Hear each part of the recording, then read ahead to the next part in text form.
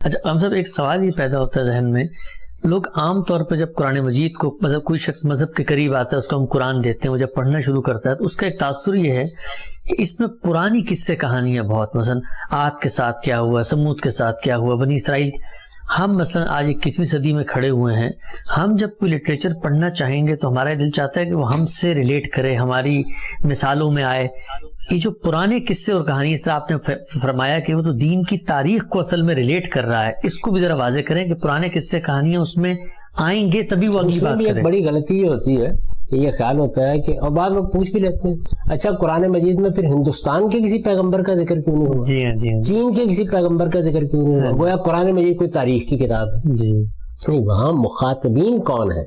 وہ عرب ہے، مشرکین عرب ہے. مشرکین عرب کو یہ بتایا جا رہا ہے پورے قرآن میں، یعنی اگر آپ پورے قرآن کا ہدف سامنے رکھیں تو ہر جگہ ہر سورہ میں کیا بتایا جا رہا ہے؟ کہیں مشرکین عرب کو، کہیں اہل کتاب کو، کہ تمہارے اندر خدا کا رسول آ گیا ہے. خدا کا رسول جب آ جاتا ہے تو پھر اسی دنیا میں فیصلہ ہوتا ہے. خدا کا رسول سائل کی درخواست لے کر نہیں آتا، وہ پیش کر کے چلا نہیں جائے گا. وہ کوئی عام دائی نہیں ہے کہ دعوت دے گا تم جو سلوک چاہو اس کے ساتھ کرو بس فیصلہ نہیں ہوگا. نہیں، خدا کا رسول جب آتا ہے تو وہ فیصلہ جو قیامت میں ہونا ہے ساری انسانیت کے لیے، وہ تمہارے لیے ابتدائی طور پر اس دنیا میں ہو جائے. یعنی اللہ تعالیٰ کے ہاں عذاب اور ثواب کا جو عمل ہے وہ کب سے شروع ہوتا ہے؟ میرے آپ کے لیے اس کی ابتدا ہوتی ہے جب ہم موت کے دروازے سے گزرتے ہیں. اس میں بتایا گیا ہے کہ اہل حق کے لیے، اللہ تعالیٰ کے اوپر ایمان رکھنے والوں کے لیے، سچائی سے دین کی تعلیمات پر عمل کرنے والوں کے لیے اللہ تعالیٰ کی طرف سے رحمتوں کے دروازے کھل جاتے ہیں. فرشتے استقبال کرتے ہیں، خوش آمدید کہتے ہیں. اسی طرح جو لوگ تمرد اور سرکشی کے ساتھ زمین پر کھڑے ہیں، جنہوں نے ظلم کا بازار گرم کیا ہے خواہ اللہ تعالیٰ کے معاملے میں یا انسانوں سے متعلق، ان کا استقبال کچھ دوسری طرح کے فرشتے کرتے ہیں. تو ایک طرح سے جزا و سزا کی جو تصویر سامنے آتی ہے وہ مرنے کے بعد آتی ہے. ان کے لیے جو جن کی طرف رسول کی بعثت ہوئی ہے، اس کی ابتدا اس دنیا سے ہو جاتی ہے. تو دنیا میں پہلے عذاب اور ثواب کا فیصلہ ہوتا ہے. یعنی قرآن مجید نے بتایا کہ مشرکین عرب کو اسی زمین پر موت کی سزا دی جائے گی، اہل کتاب کو محکومی کی سزا دی جائے گی اگر وہ انکار کرتے ہیں، اور اس کے مقابل میں جو لوگ ایمان لے آئے ہیں ان کو دنیا کی بادشاہی دینے کا فیصلہ کیا. تو دنیا میں تو یہی دیا جا سکتا ہے. تو یہ ظاہر ہے کہ یہ جو سارا معاملہ ہے یہ اس وقت تک نمایاں ہی نہیں ہو سکتا جب تک کہ آپ یہ اسلوب اختیار نہ کریں، یہ سٹرکچر اختیار نہ کریں، یہ فارم اختیار نہ کریں، اور اس طرح کی ایک کتاب میں اس کو محفوظ نہ کر دیں. تو اس کو جب آپ پڑھنے کے لیے جاتے ہیں تو پہلے اس تصور کو ٹھیک کر لیں کہ آپ نے کہاں سے جانا ہے، کہاں سے داخل ہونا. ٹھیک. اچھا ہم سب ایک سوال یہ بھی ذہن میں آتا ہے کہ اگر ایونٹس کے لحاظ سے چلے وہ بات سمجھ میں آتی ہے کہ خطبات ہیں، رسول اللہ صلی اللہ علیہ وسلم کے سامنے ایک قوم ہے، کچھ متعین آڈینس ان سے وہ بات کر رہے ہیں، لیکن اگر یہ ایونٹس کے لحاظ سے ہوتی تو ایک قاری کو سمجھنے میں زیادہ آسانی نہیں ہوتی کہ ابھی وہی آئی ہے، ابھی رسول اللہ گئے ہیں، ابھی ان سے بات کی، ابھی ان سے کرتے کرتے ہم یہ دیکھتے ہیں کہ جو پوری ایونٹس کی ہسٹری ہے وہ بھی بکھری ہوئی ہے، قرآن میں ترتیب سے نہیں ہے. اس کی کیا وجہ ہے؟ اس لیے اس کی کوئی اہمیت نہیں. یعنی آج کیا ہوا، کل کیا ہوا، اس کی اہمیت نہیں ہے. اہمیت اس چیز کی ہے کہ انذار کا مرحلہ کیسے ہے، انذار عام کا مرحلہ کیسے ہے. اور اس میں جیسے کہ میں اس وقت عرض کر رہا تھا، آپ نے اگلا سوال کیا کہ یہ جتنے واقعات سنائے گئے ہیں تاریخ کے، عاد کے، سمود کے، یہ عربوں کے ہاں جانے پہچانے واقعات ہیں. یہ ایسے ہے کہ جیسے میں آج گفتگو کروں تو میں مغلوں کی سلطنت کا حوالہ دوں گا، میں انگریزوں کے پس منظر کا حوالہ دوں گا جب وہ بر صغیر میں آئے، اس لیے کہ لوگ اس سے واقف ہیں، اس تاریخ سے واقف ہیں. اب وہاں پر میں اینگلو سیکسن ہسٹری سنانا شروع کر دوں تو میرے مخاطبین کے لیے تو ایک اجنبی چیز ہے، جانتے نہیں اس بات کو.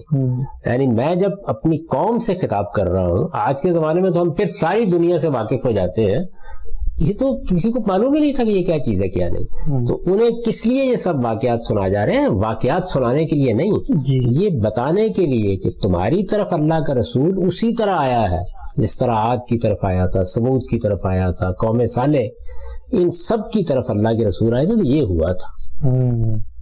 اس وجہ سے وہ پرانے جو واقعات ہیں وہ اس میں بار بار سنائے جاتے ہیں۔ تو اس میں ظاہر بات ہے کہ چونکہ ایک زندہ کلام کی حیثیت سے گفتگو کرنی ہے، تاریخ نہیں بیان کرنی کہ ایونٹس بتائے جائے یا ہسٹری سنائی جائے کہ رسول اللہ صلی اللہ علیہ وسلم آج صبح اٹھے تھے اور آپ نے جا کر یہ کیا، نہیں، وہ جو آپ کر رہے ہیں وہ شروع ہو گیا، یعنی آپ کی زبان سے اللہ تعالیٰ نے خطاب کرنا شروع کر دیا ہے۔ وہ تمام خطبات ایک بڑی ہی غیر معمولی زبان میں، ایک بڑے غیر معمولی ادب کے پیرائے میں ہیں، وہ جمع کر دیے گئے ہیں، اور پھر ان کو جمع جب کیا گیا ہے تو جمع کرتے وقت ان کو 7 ابواب میں تقسیم کیا ہے۔ جی، جب تقسیم کیا ہے تو وہاں ایک خوبصورت ترتیب رکھی ہے اس کے اندر، یعنی بات ایک جگہ سے شروع ہوگی اور ایک خاص جگہ پر ترتیب کے ساتھ پہنچ جائے گی، لیکن وہ ترتیب بھی واقعاتی نہیں ہے، وہ اس مضمون کی یعنی تھیمیٹک سگنیفیکینس ہے وہ۔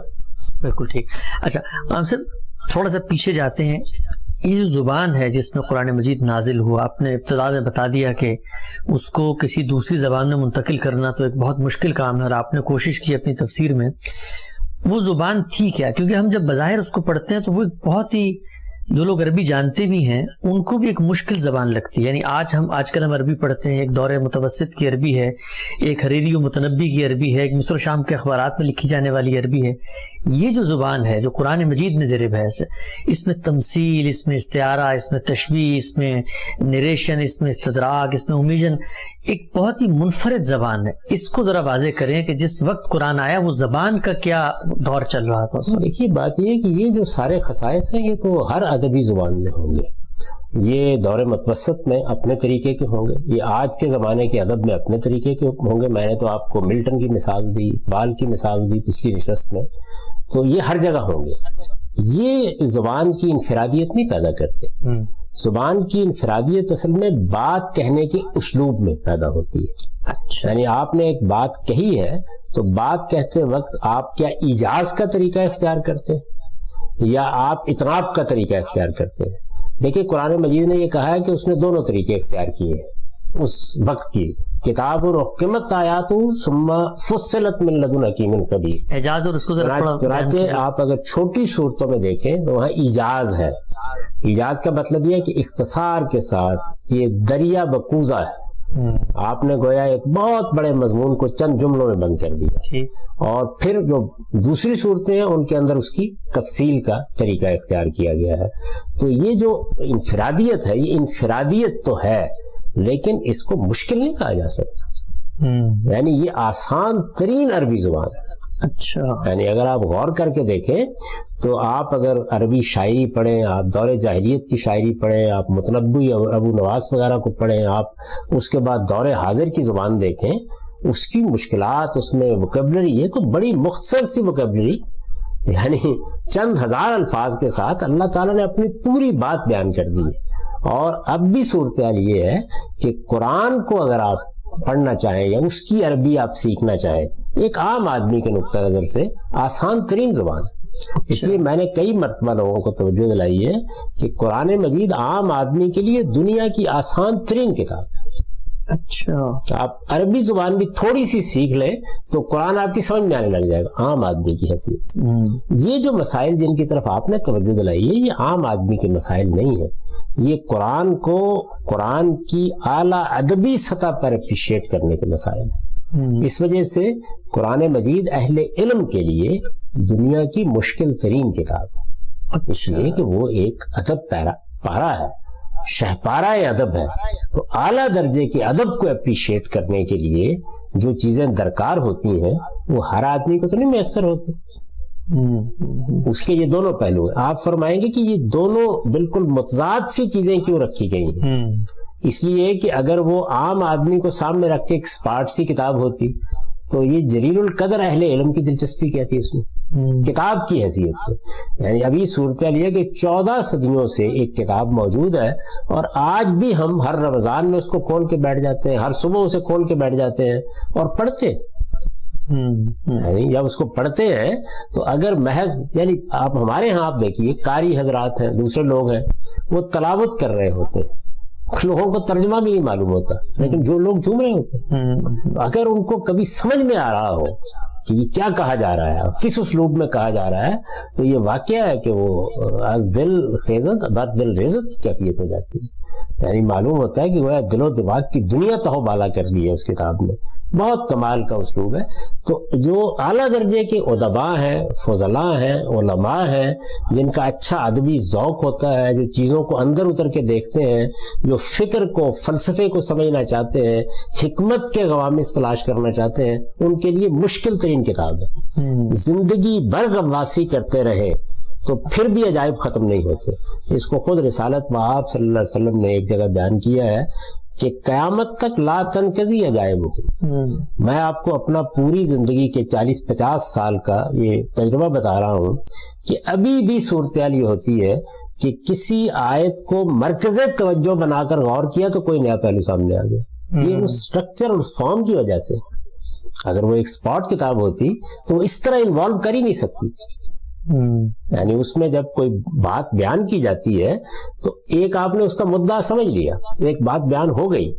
یہ نہیں کہ کوئی مختلف باتیں آپ جان لیں گے، نہیں، اس کی گہرائی کہاں تک ہے، اس کا اثر کہاں پڑ رہا ہے، اس کی شعائیں کہاں تک پہنچ رہی ہیں. اس میں بات تو وہی ایک ہی بیان ہوئی ہے، لیکن اس نے کن کن چیزوں کا احاطہ کر لیا ہے، اس میں آپ اندر اترتے چلے جائیے اور دیکھتے چلے جائیے کہ وہ کیسے ایک بات بیان کر رہا ہے. تو اہل علم کے لیے دنیا کی مشکل ترین کتاب اور عام لوگوں کے لیے دنیا کی آسان ترین کتاب. ٹھیک.